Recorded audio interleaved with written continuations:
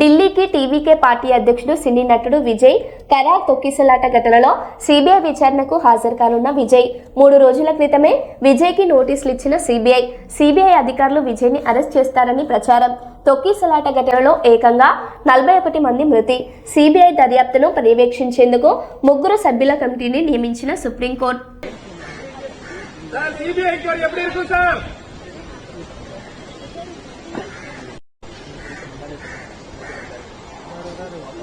தளபதி தளபதி தளபதி sir, CBI எப்படி இருக்கும் sir?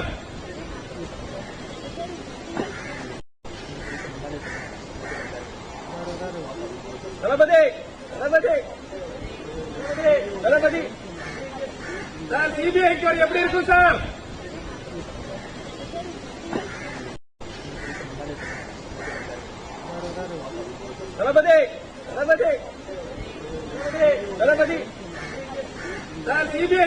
இருக்கும் சார்?